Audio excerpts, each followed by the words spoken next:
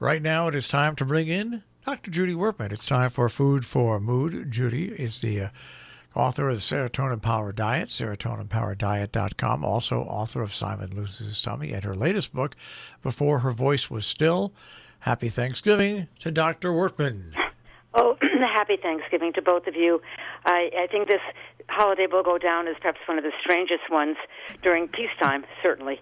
And I think we're all just praying to get through it and take what good we can out of what, for many, will be a very lonely holiday, or certainly one that won't resemble anything special, but really just one more dinner at home with the people with whom you've been eating dinner at home since the beginning of March.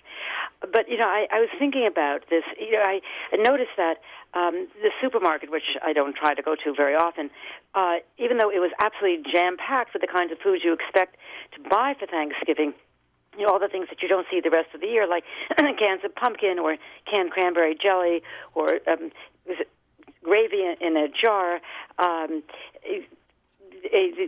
the foods that or mincemeat, for example, in a jar, foods that you never even think about eating for most of the year are there on the shelves. But people really were not buying enormous amounts. I mean, their shopping carts were not filled to overflowing. And I didn't have the impression, especially in talking to friends, that anybody was doing anything more special than eating by themselves with the people they normally eat with, and maybe, if they were fortunate enough to have what you would call a bubble of protection, inviting somebody over with whom they felt quite safe. But and people, I guess, are feeling rather disappointed that this very special day, is going to be celebrated this way. But I was thinking about the benefits of having a small Thanksgiving that may not be apparent initially, but really I think might be worth considering when we go forward to another year when we hope we can celebrate it, quote, normally or traditionally.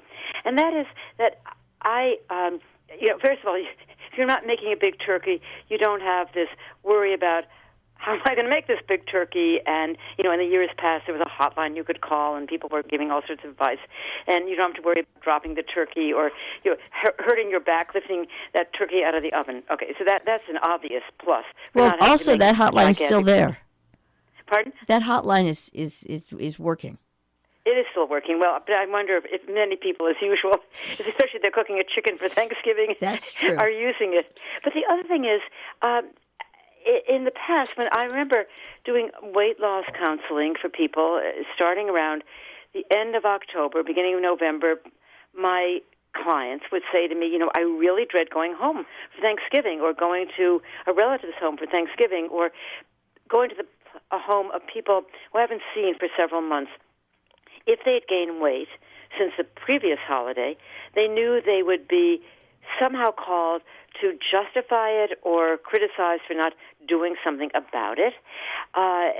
There's always one relative who will say, what's on his or her mind without any kind of filter, and embarrass the recipient of that remark, oftentimes my client.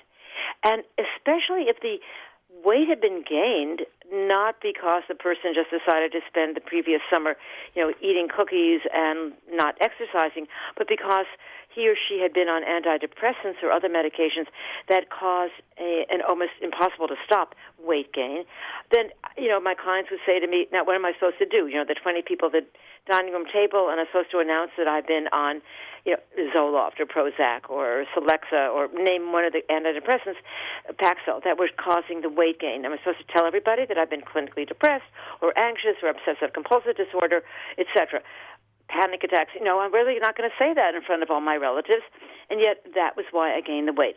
So that is one thing that actually is eliminated if you don't have to be in a household, in a celebration, as it were, with a lot of people who really are not particularly looking out for your interests at that moment. And the other thing is, we always hear about around the time of the holidays how people become depressed because they are by themselves. We see the Norman Rockwell Saturday Evening Post cover of the extended family sitting around this beautifully decorated table, and the big turkey being brought out, and everybody sort of looking at it, and you're thinking, oh, what a wonderful family, but it's not mine.